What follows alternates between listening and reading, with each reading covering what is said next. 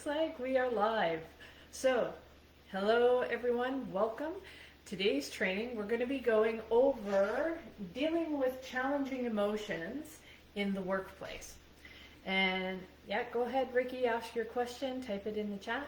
So, for those of you that are first time joining me, my name is Tina. I'm a happiness coach and I help business owners deal with the emotional roller coaster that comes along with running a business. And even though you may be great at managing your own emotions, I can promise you that there's somebody on your team that might be having challenges with their emotions and dealing with those in a productive way. And if you have this and it goes unaddressed in your business, it's costing you in ways that you can't even quantify.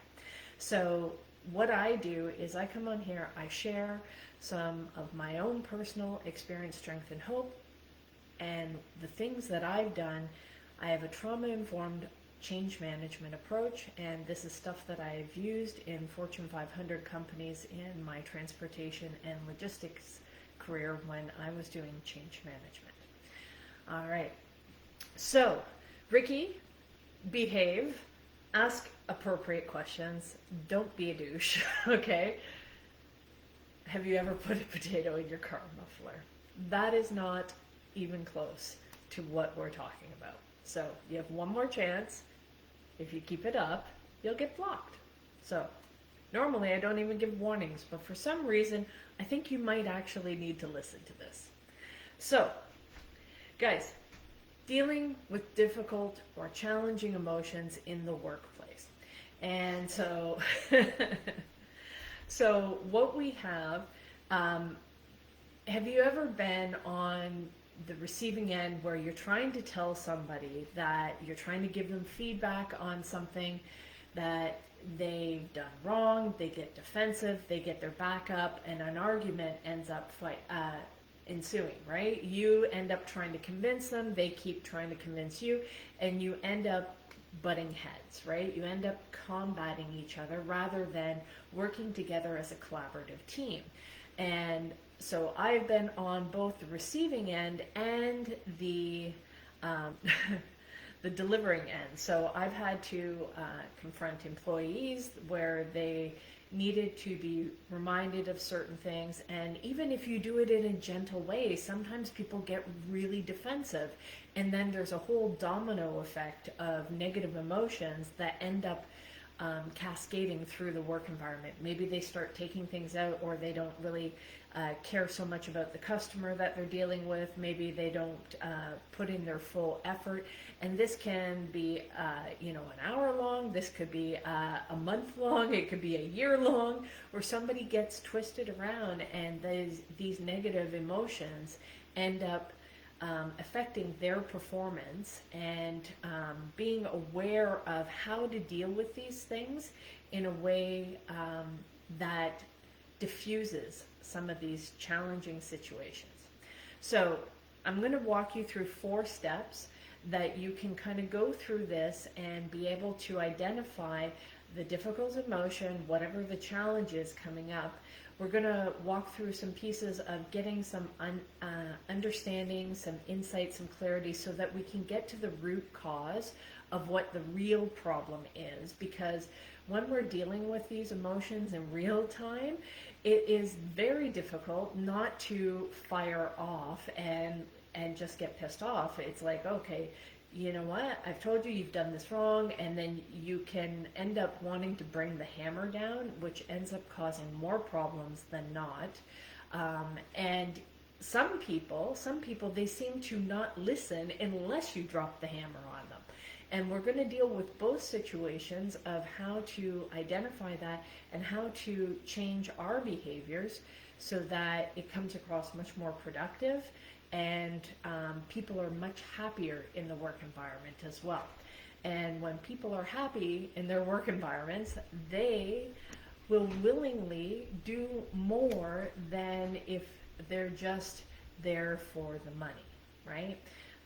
And that requires a lot of enforcement, that requires a lot of mental and emotional bandwidth from you or your leaders in the company that end up having to constantly be reinforced, rather than somebody who wants to be there and has the energy of wanting to be there, that they feel like a valued member of the team, and that they are contributing of their own free will. They're not doing it because you're giving them a paycheck, although that is one of the main reasons people work for somebody.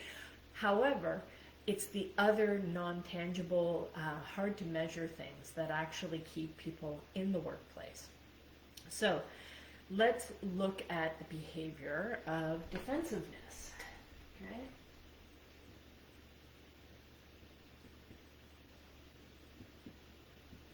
So if somebody is getting defensive, if you're the one giving them the feedback and you're trying to let them know that there's something that they've done wrong and they get all defensive, what ends up happening is they get their back up. They start arguing or making excuses as to why they did this, and so did that, and if you hadn't have said this, I wouldn't have done that. And it just goes all this back and forth stuff, which leaves you as the leader, you're frustrated because you're like, I just need you to friggin' correct the things. And we, as leaders, can end up getting defensive back. It's like, I tried to tell you this in the nice way, and you're not even receiving the feedback, and you're too sensitive, you're too this, you're too that. All of this kind of stuff, it ends up causing friction, unnecessary friction in the workplace, right? So being able to understand, first of all, what is defensiveness? And it is somebody that is unable to receive critical feedback, right? They do not accept your viewpoint, and they get defensive. They feel like they need to fight back, even if they are wrong, even if sometimes maybe they aren't wrong, and you can perceive that defensiveness incorrectly, okay? Maybe they're having more of a reaction of they get scared, they get frantic, and they are trying to explain why. And I know I've had that kind of situation myself, because I've been guilty of being that person who is defensive. And we're going to talk about where that comes from. And so this could be trauma that either comes from a previous work environment, or it could be trauma from childhood or something like that. But one of the things, what are the criteria? What you want to look at is, what is the criteria? What are the things that would create somebody to be defensive, right? So, well, first of all, they feel attacked. And then, of course, us, it's like, but I wasn't attacking them. So we can become defensive as well. So they have to feel attacked.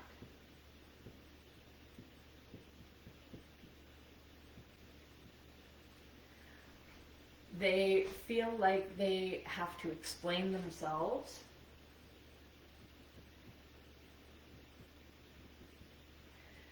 They feel like that they're not being heard.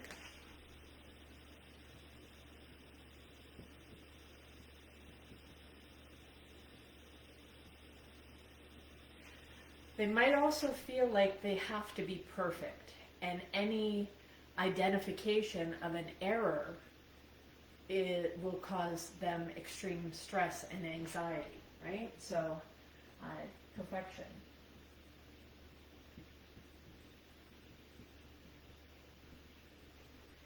So when we have these things that are going on, and we're like, okay, well, we can become counter defensive to their response. It's like, well, I wasn't attacking them. I was just telling them that they need to do this instead of that, right? Whatever the situation is. So we can end up feeling like, well, I wasn't attacking them. So we become defensive based on their reaction as well. So having two people being defensive is not good, right? Because then it's now a battle of who was right and who was wrong. And when we're dealing with feelings, feelings are not logical. They are emotional. right? So emotions don't always make sense until we can get to the root cause. So in order to feel attacked, this person, especially if you delivered the message in a very thoughtful way, that you approached it, it was soft, it wasn't, you're an idiot, you screwed this up, and they have reason to be defensive. So we have to check ourselves. Did I come across in a way that would cause them to feel attacked? One good rule of thumb is eliminating the word you when you're giving somebody negative feedback. So don't say, you did this. Automatic, defensive, right? Instead, rephrase it as an I statement or asking a question. One of those two things. So if you identify it as like, I noticed this happen. Can you tell me why? Or can you tell me what was going on or how this happened? And then you are then seeking an answer rather than making a statement. So if you're making a statement, somebody may have to counteract that if they do not feel that that statement is true. And they may not be able to accept truth either. So that could lead to feelings of feeling attacked. Okay? They may feel like they have to explain themselves, over-explain, and if they've been through that, then what is going on there is they have been in situations where they were not believed before. And I know for myself, I've been in some pretty toxic work environments, and I learned how to play the cover your ass game pretty darn good. Because I had some people that they were notorious for killing flies with cannons, right? Instead of just a little fly swatter top kind of thing. No, they'd pull out the cannon, blow the wall up kind of thing with every little minor detail. Why? Because that was a trickle-down thing of what they experienced internally with their company. And so it was a very much, it's you or me, and it isn't going to be me. So you're going down, and I don't even care if I have to trip you so that the zombie eats you kind of thing, right? It's not going to be me, right? So they were so afraid of being attacked or being criticized that they would actually become the aggressor, and then they'd be defensive when you try to explain, because they didn't want to hear your explanation. They just wanted you to say, okay, I'll fix it, right? So sometimes it can be perceived defensiveness if the person is trying to explain themselves. Now, if this person is a constant over-explainer, then more than likely they've been through situations where they were highly criticized, they were not believed, they were not heard, they were attacked at one point. People don't just start acting defensive for no reason. And I'm not saying that you are the reason, but there is definitely a reason. And guess what? Whether you are the cause of it or not, you get to deal with it, right? You get to deal with some other person's bad behavior that has gone and affected this person that you're talking to that is getting defensive. So learning how to diffuse this is going to be super valuable for being able to maintain a good relationship, allow this person to learn that they can speak up, they can explain without it being perceived as defensive or not accepting responsibility, all of that kind of stuff. Because when we give them that safety, that security, people are much more willing to take ownership of the things that they've done wrong if they don't feel like they are going to get beat up for it. So if somebody is being defensive, it means they've previously been beat up for making mistakes. And so they have a hard time being able to accept it. And you might be like, well, Tina, I shouldn't have to walk on eggshells. You're right, absolutely. You shouldn't have to walk on eggshells. But you should be aware, and the fact that you're saying that also is now telling me that you're getting defensive, that you have not been able to deal with maybe you got, because I know I've been told this before, it's like that I'm too direct, right? I'm not considerate of other people's feelings, and I got told those kind of things, and I had to learn how to soften things. Not because I was trying to be mean, but a lot of times what would happen is I would get into like what I call is a task mode, or just I'm in straight logic mode, right? Where I'm just trying to get things done and I'm only stating facts and I'm not thinking about how the other person might be feeling. I haven't given any buffers, any warm-ups, and I might be stating things as a command, which is great when you're doing an SOP, not so great when you're dealing with a human being that actually has feelings and might be having a bad day, and you just come up and just bark something at them. Not being aware of people's emotions and how they're going to receive the information is going to impact your work environment. And we may be inadvertently triggering that defensive reaction just by the way that we're communicating. So this is why it's important to always understand where we're coming from, do our own inner work as business owners, so that when we are communicating, and I know that we have the ability to do it, but what happens here is what I see is a lot of business owners or a lot of leaders, when they're dealing with, say, the customer or the client that could be bringing them in a big account, they know they can't just come in straight logic. They have to take the emotional consideration of the person that they're negotiating with. Because if you go and piss that person off, you could have the best deal in the world.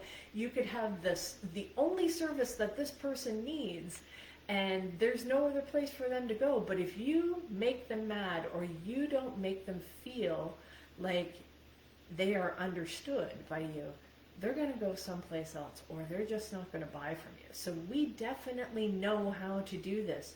But a lot of times people don't feel that it applies to their internal team unless they need something from them. So it's a matter of learning how to practice this stuff on an ongoing basis without getting defensive. And we look at our own defensive reactions of how this is coming up. Now, this is not always easy to do in real time, but the more that we actually take the time to understand and figure out what the root cause is of their defensiveness and our defensiveness. Now, we can't necessarily go and just say, well, you know, what's going on? Do you have some sort of unresolved trauma that you need to deal with? You have issues, you have daddy issues, you have mommy issues, whatever it is, right? You don't do it like that, because that's just going to cause more defensiveness. What we have to do is identify what are the corrective actions. So if somebody is feeling attacked, what are the things that we can do so that they don't feel attacked? So we could change the way that we phrase things.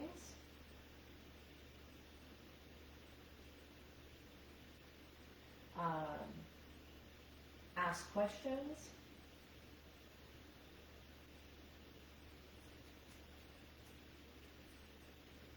Versus statements.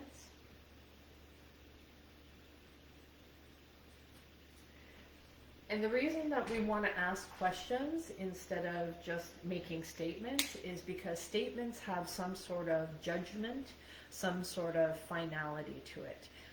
It does not allow a person to explain, and may cause them, just because you phrase something as a statement, that alone may be enough to cause somebody to become defensive because they are disagreeing with the fact that you're trying to state. And there may be variables that they're trying to explain. And I've done this many times where I try to explain the variables and it ends up frustrating some of the higher ups because they're just expecting, just get it done. I don't care why this happened, just fix it, right? And I get that, but that is a defensive, that is a fear reaction, and that does not garner a good work environment, and it won't actually gain you respect by talking to people like that. And it can be challenging because I've been on both sides of the fence. So I know there's times we as humans, as leaders, we will default to some negative behaviors ourselves. And to say otherwise, the worst fault of all is to be guilty of none or to be aware of none. So we want to be able to say, okay, identify how can we fix these things. So, if somebody is being defensive and they're not being heard, so you have to give space. That would be a way that you can correct that. So give them space.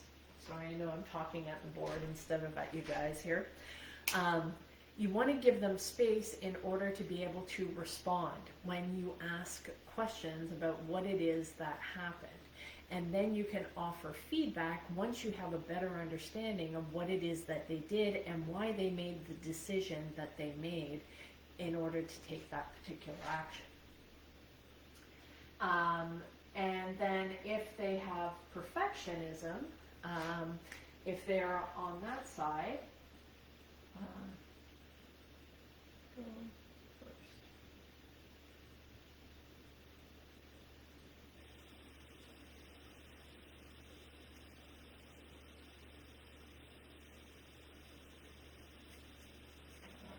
So one of the ways I deal with people that have perfectionism issues, and I definitely am one of those people, is when a leader goes first and explains, hey, you know what, I've screwed this thing up before too, and this is what I've done in the past, or this is what I've had some challenges with before. So I get it, you tell me exactly what's going on for you, right? And maybe I can share some insight.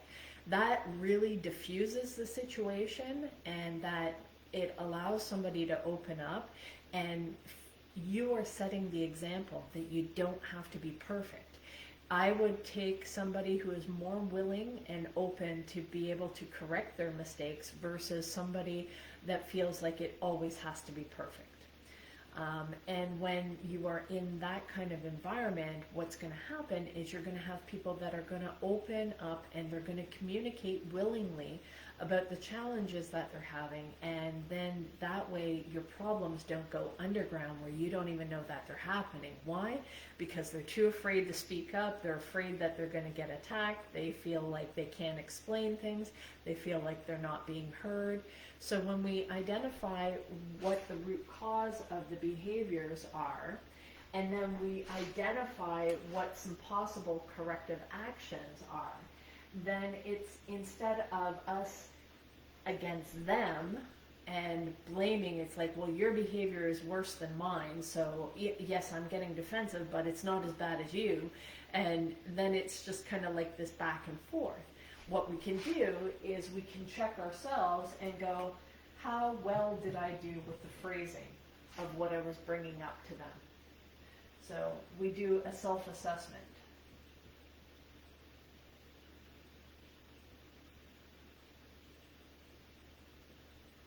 Okay. So what we're doing is, instead of, comparing my behavior to their behavior, I am now comparing my behavior to the solution and identifying, how well did I do with the phrasing? How well did I do with asking questions, or was I making more statements rather than asking questions? How well did I do as a leader at allowing them to actually explain themselves? Or did I just keep talking, right?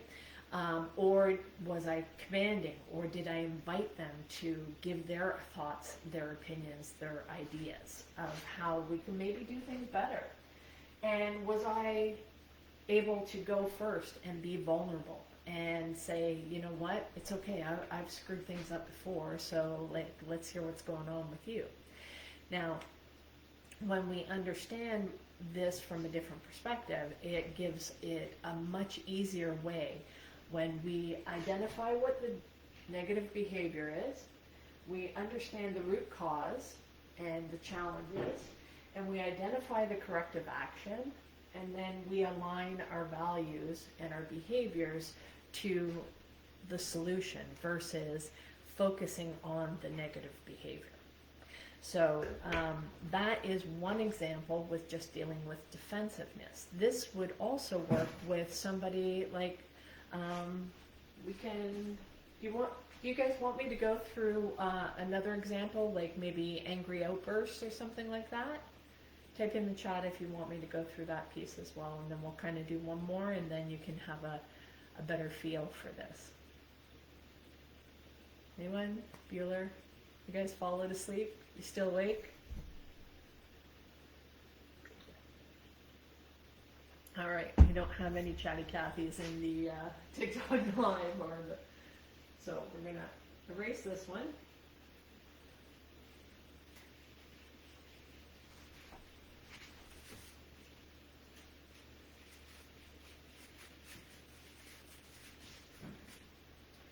And the reason I want to go through this is because it's important to be able to see both sides. Hi Maya, good to see you. Been a while. How you been? All right, so the behavior. Angry outbursts.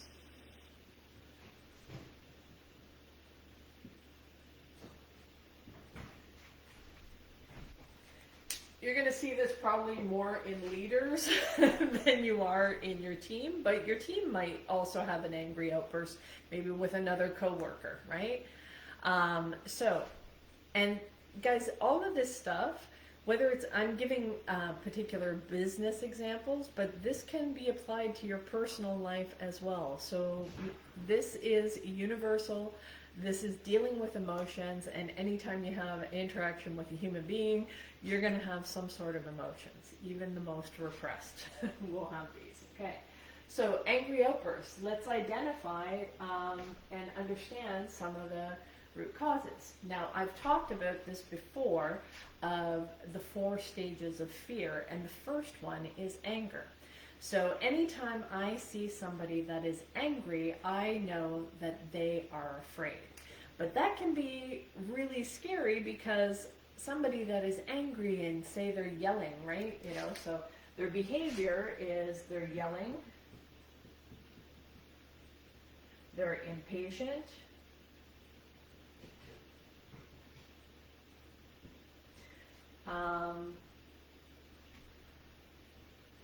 they're not listening,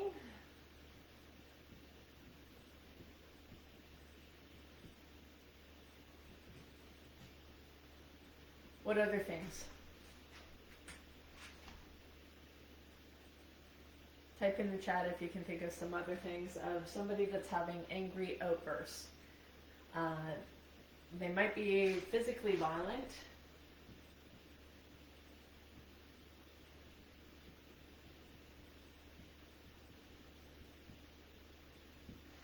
That could be anything from slamming their fist on the desk to knocking stuff over to actually hitting somebody. So there's those kind of things and that is, I think, a lot of times when people get angry, that is the big fear. Is this going to escalate into physical violence? And that kind of stuff can happen in the workplace. I've seen it.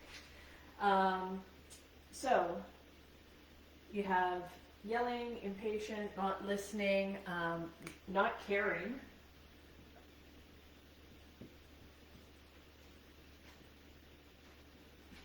So when we identify those behaviors, now we have to look at, well, what kind of situations would create these kind of behaviors? What would somebody have to go through in order to experience that this was an okay way for them to behave? Well, if they're yelling, then they're not feeling heard.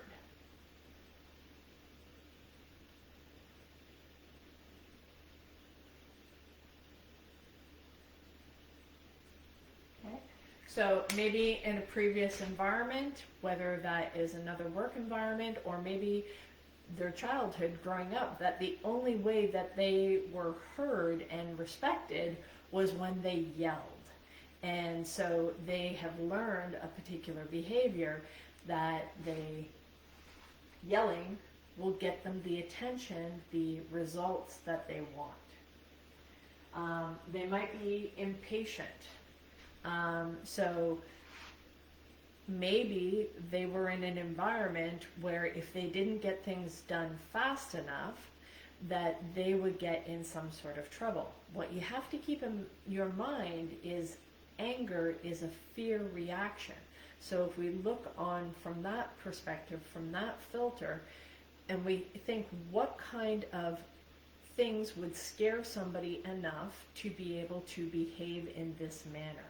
And when we look at it from that perspective, we now can see things in a much more compassionate light, and we are not looking at it like, oh, you're just an asshole, or you can't control your emotions. It's like, no, we're trying to understand the root cause of what kind of things would actually create these behaviors in a person.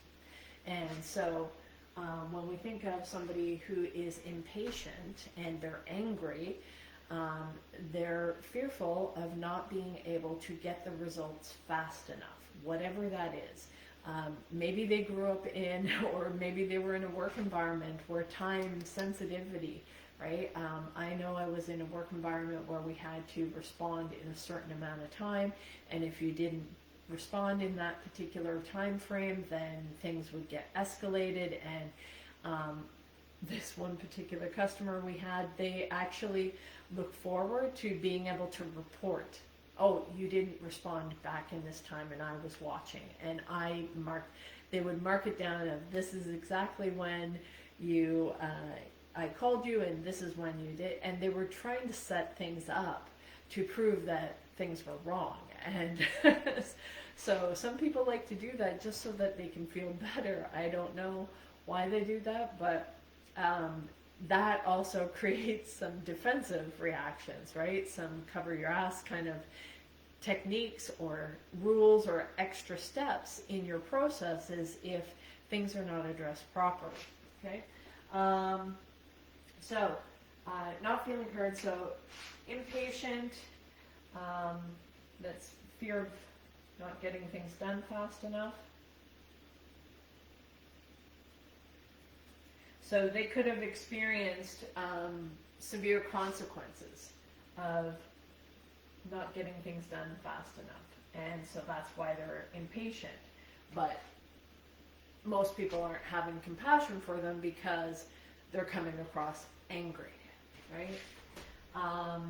Physically violent, maybe the only way that they got the respect that they were looking for was by being the aggressor, right? Maybe somebody else was more aggressive, and when they showed that they were able to stand up, when they were more aggressive, more dominant, then that's when they felt respected because the other person would back down. So if they're using this behavior on somebody or in a situation where that is not warranted, then it can cause a whole lot of problems and a whole lot of emotional fallout in the business for this, right?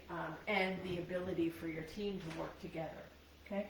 But this physically violent is, the real behavior is lack of respect.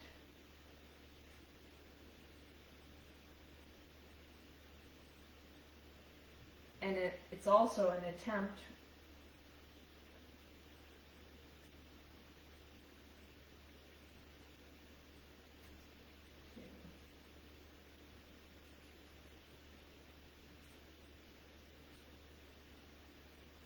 So it's also an attempt to gain control.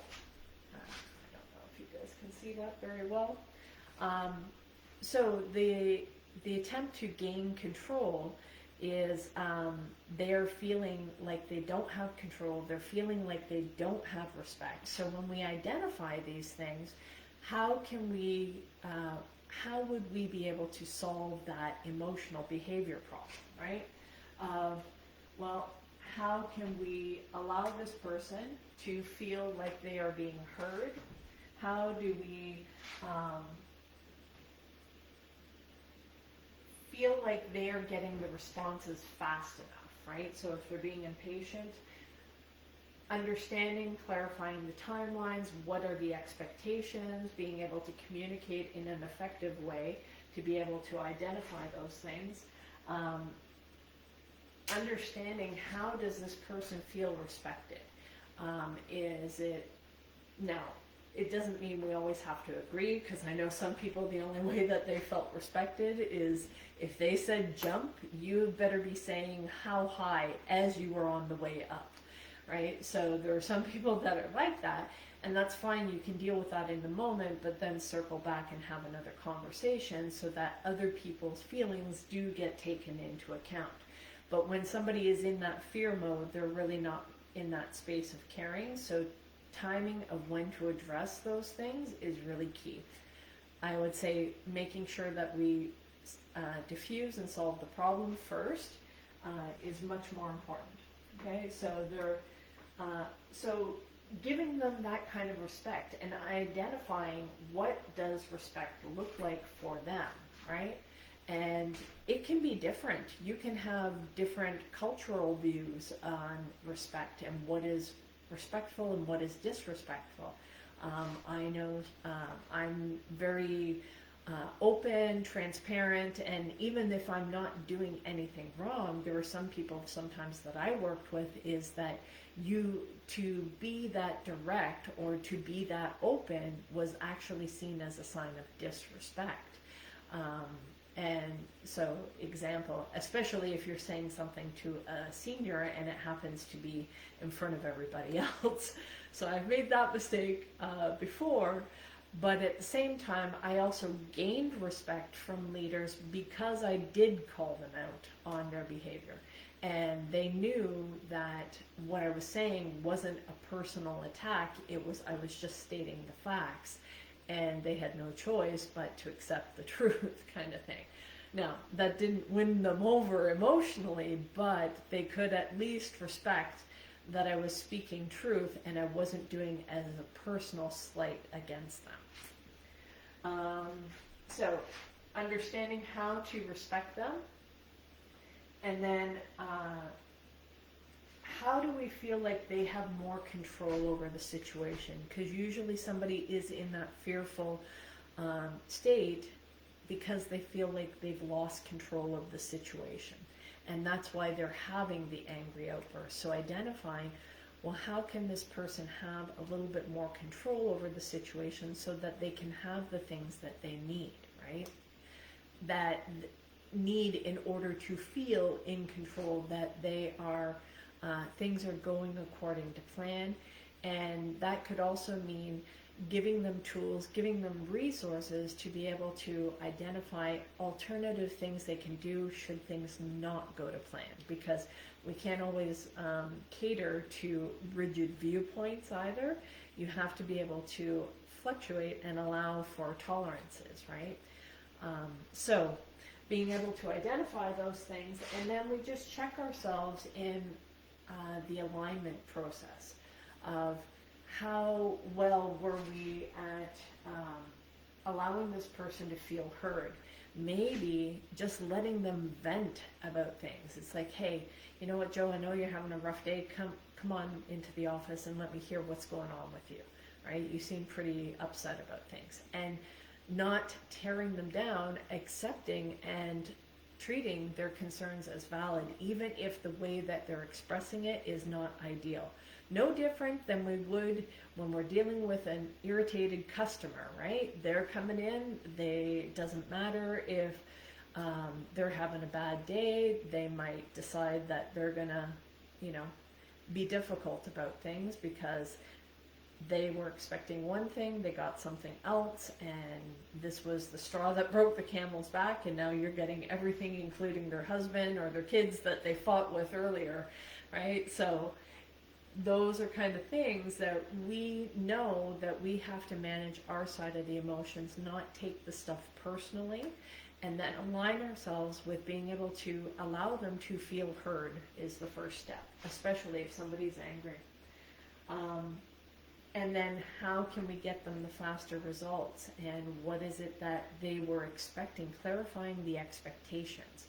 And sometimes when you shift them into that, especially if they sense that you are doing this from a place of wanting to actually solve their problem. They're going to be much more open to communicate. And as they do that, as they start to identify and clarify their expectations, they might start to realize, oh, that's kind of, yeah, I was kind of out of line there. And they might, it's like, oh, it's not that bad. And they kind of backpedal a bit and allow them that saving grace. Don't like rub their nose in it. Allow them to save face wherever possible. Okay. Otherwise, we're going to have to deal with the lack of respect issue again, right? Of making them feel like they're respected, making them feel understood, heard, and it's all about diffusing that fear, right? That it's like, okay, we are actually listening. You don't have to slam your fist on the counter. You don't, we're on the same team kind of thing, right? And I've had to remind many people throughout the years of those kind of challenging situations where I don't take their frustrations, their angry outbursts as something personal. I also don't tolerate any truly abusive behavior where it's like talking down to somebody, being verbally abusive, any of that kind of stuff. I will set appropriate boundaries when it gets to that. But other than that, I usually have a very high tolerance level for people's bad behavior, mostly because I just see it as fear, and it's like, I'm not going to contribute to their fear, I'm going to diffuse it, and I'm going to help them stay calm so that we can get to the root of the problem. What is the real issue? And when we can talk about that and we can get to that, then we can actually solve things. They will see the errors of their ways without me having to point it out or rub their nose in it. Okay? And then, how do we help them feel like they have more control? Well, what helps you feel more in control? That you have maybe authority or authorization, or you have what makes you feel out of control, not understanding what's going on, maybe not understanding the full process or who's responsible for what. So it's clarifying some things and identifying what those things are so that you can clear them up for the person that's upset, and allowing them to feel more in control of the situation. Maybe they just didn't have visibility to something and they were operating under assumptions, and had they had the right information, that they wouldn't be upset, right? So being able to clearly identify that and help them solve their problem and help them feel like they do have control over the situation. Maybe it was they didn't know who to talk to, so they tried talking to a few different people and they got the wrong answers, or they didn't feel like anybody was helping them because they were talking to the wrong people and those people didn't know how to solve the problem. So maybe it's a matter of clarifying and identifying, here's the chain of command, or here's the process that you follow, and this is going to assure that you're going to get the right service, the right response, all of that kind of stuff, right? And even if that's internal, doing the same thing. It's like, okay, well, if Susan doesn't have the information for you, don't worry, we've got it here. You can check this portal, you can do this thing, you can do that thing, you can talk to this person if she's not around.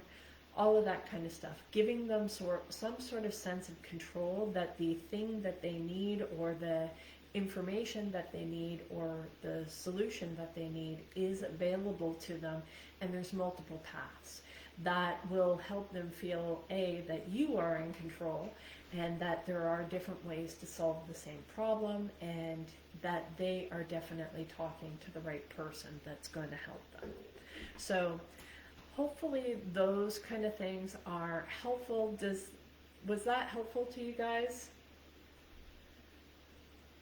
Right? In being able to deal with some of the difficult emotions and how to diffuse some of those things, how to, identify the behavior, really understand the root cause, and then asking ourselves, well, what kind of things would cause somebody to feel like yelling is a good option? What would cause somebody to feel like being impatient is a good option?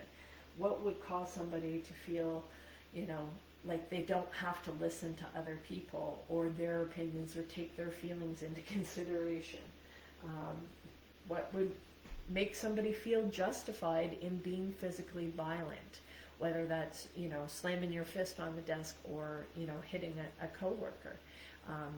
It's probably because they're at their wits' end. They weren't listened to for a longer period of time, and being able to address those. It's like, it's not just this particular situation. It's like all of the stuff that's led up to, especially if it was an angry outburst, that it's usually not the thing that happened just right now. It's they're bringing in a whole bunch of other stuff from past experiences.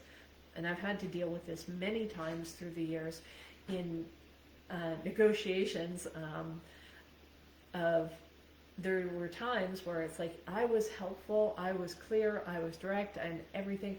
I had to diffuse the anger and the frustration they had because of previous experiences with other people in the business that I had nothing to do with, that had nothing to do with transportation in the section that I was in, but because they had a bad experience with another part or another person within the company, they end up assuming that all of those situations are going to be the same. So really trying to understand what the true problem is and then be able to focus on solving that rather than reacting to the emotions. And we can only do that if we ourselves have done the inner work and we understand where our emotions come from, why we do the things that we do, and what will possibly trigger us to become angry or defensive or any of those kind of things, right? So guys, that's the training for today. If you're just jumping in, you're going to want to go over to my YouTube channel, which is Coach Tina B 125. Click on the subscribe button and you will get notified when I have uploaded the training to the YouTube channel. I'm still a little bit behind, so it might take a few days, but I did upload one today, so go ahead and check that out. And we will talk to you again tomorrow. Thanks, guys. Have a great day. Bye.